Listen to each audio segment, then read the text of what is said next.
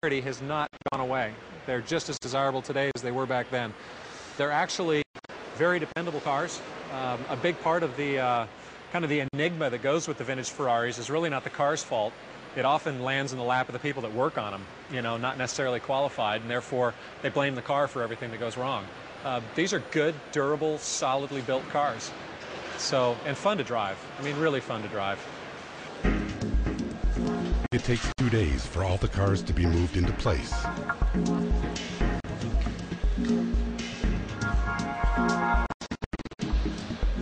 The first order for Christie's is to make sure their display is spot on.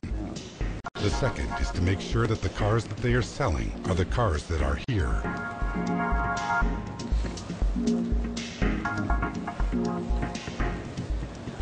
think the engine number must have come from the build sheets or something. I wouldn't know where to. Just checking that what we've represented in the catalogue is per the actual vehicles, because some of them obviously we can't see before they get to the sale.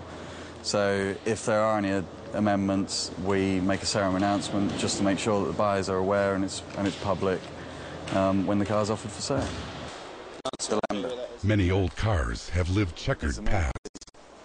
Sometimes engine numbers hadn't been found by the time of cataloguing. We hadn't inspected the cars prior to them coming, which is rare most of the time.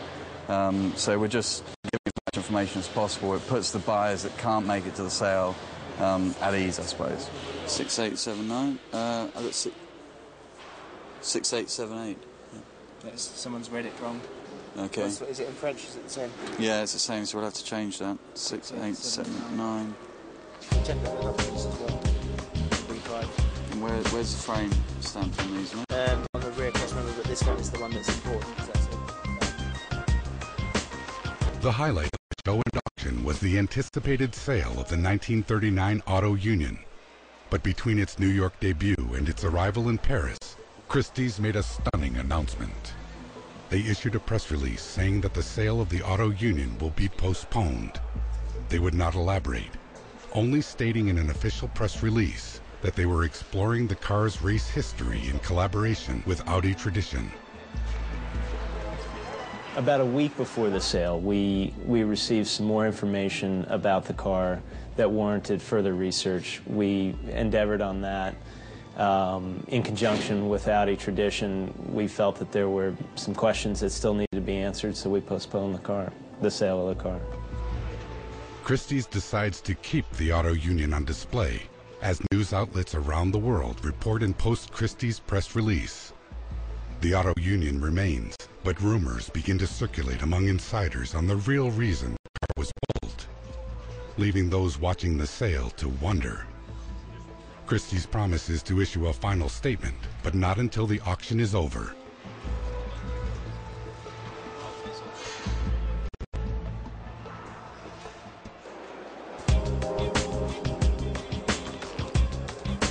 It's time to open the doors to the public and the press. They immediately flock to the Auto Union. They all know it's been withdrawn, but it's still the star of the show.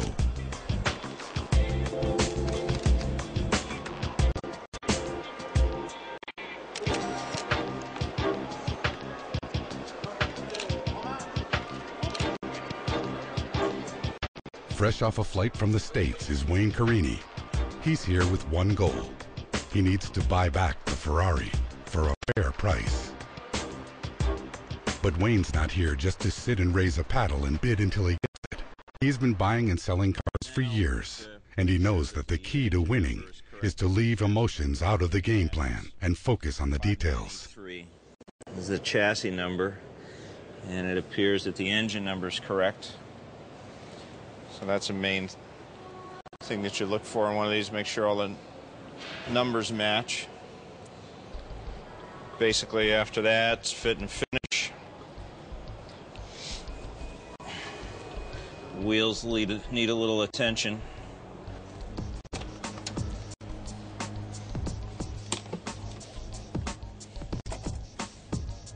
The ashtray center is missing. Mirror's correct, steering wheel's correct, that's nice to see. One nice thing is the clock works. Very unusual. Most of these clocks in these cars stopped working a day after the car was picked up. The upholstery seems nice.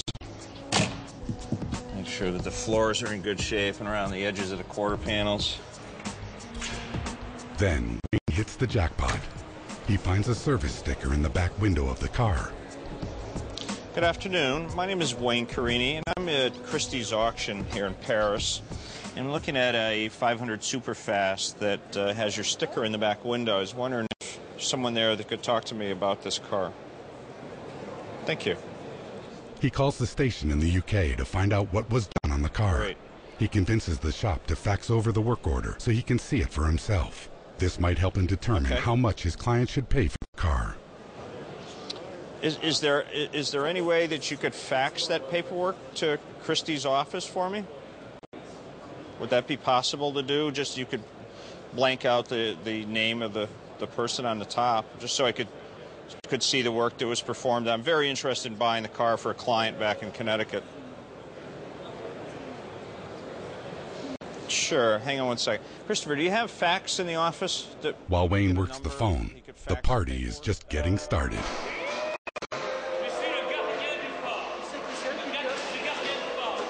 The booths are filled with dealers and deals.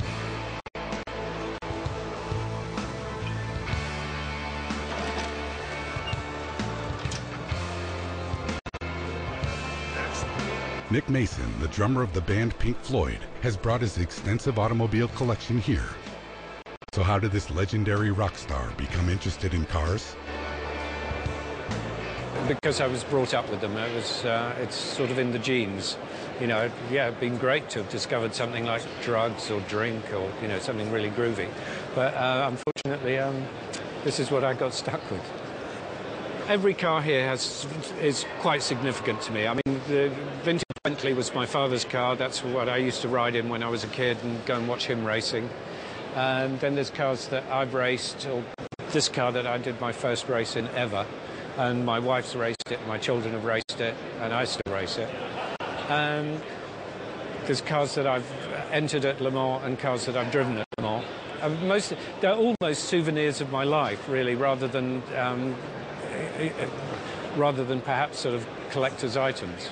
The great thing about motor racing is you do it on your own. You know, it's absolutely down to you. Whereas music, if you're a drummer, you have to have all those other bastards there to make it work. You know, there's a limit to how many drum solos people can tolerate.